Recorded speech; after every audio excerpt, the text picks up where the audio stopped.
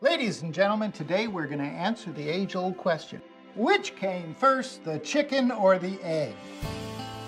One of the hardest things for a father is when it comes time to send his little girl off to college. Biology?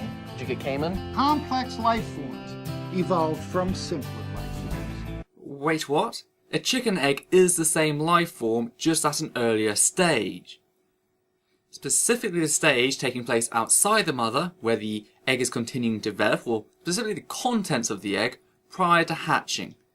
Where did you learn this from? Answers in Genesis? Egads. I'm screwed.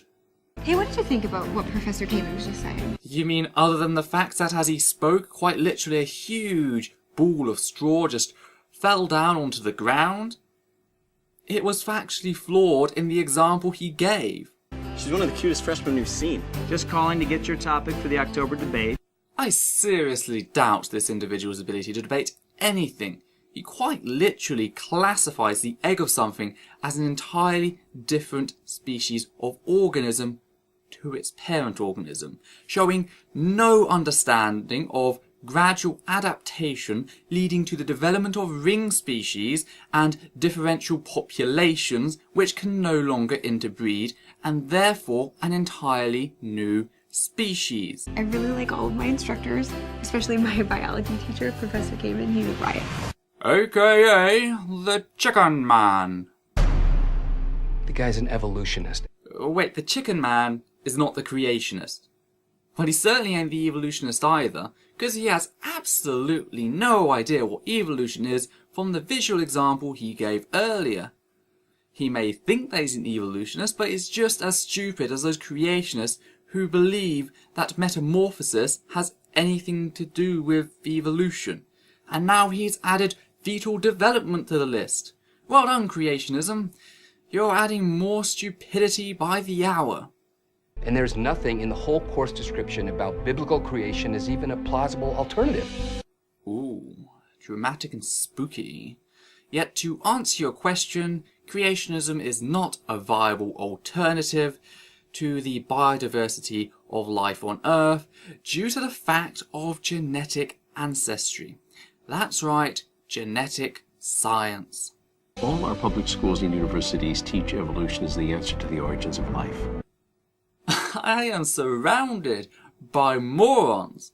Not a single credible individual on this planet teaches evolution as the origins of life.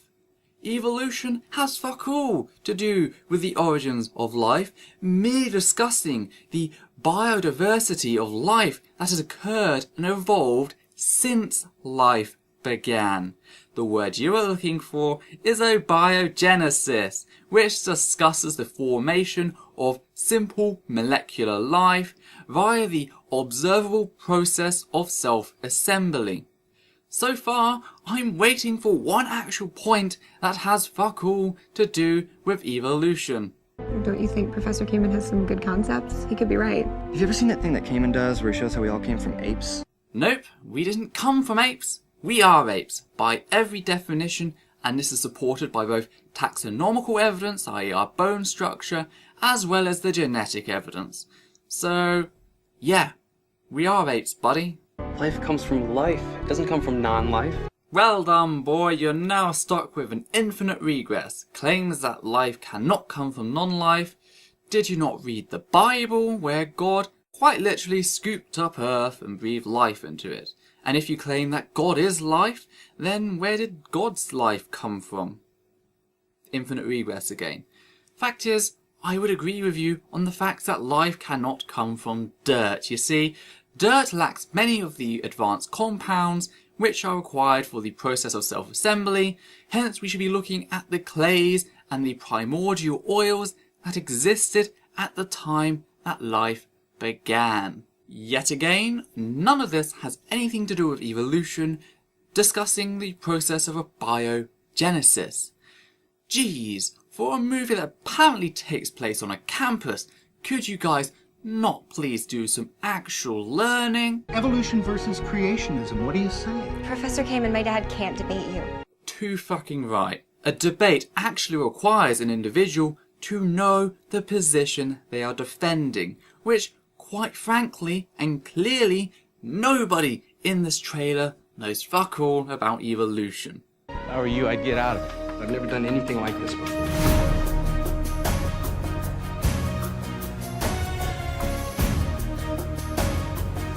I wasn't going to teach evolutionary lies from those textbooks. I'm out of the game. I don't blame you. This movie is looking like an even shittier version of God's Not Dead, aka Attacker the Giant Straw Man. You debating Professor Kamen is not going to solve anything. This all sounds oddly familiar, almost like this was what every non-creationist was telling Bill Nye when he was going to have the debate with Ken Ham, which officially had Ken Ham bent over and screaming, "I have a book!" This guy stands against everything that we believe in. What are you doing, man? What did you tell her? I'm not interested. Do you know how embarrassing this is going to be for me? See, this is the moment where the actress realised that her career was going to die, just like the dinosaurs, and she envied that black guy for getting out when he could. They just decided to add it into the trailer because it looked dramatic. Welcome everyone to our debate tonight. Wasn't the Bible written by man? Yes, it was. Then how does that make it the Word of God? Whoa, getting a bit risky there, Answers in Genesis. I mean, you just admitted that none of the authors of the Bible were there in the beginning. And you do believe in your viewpoint, don't you?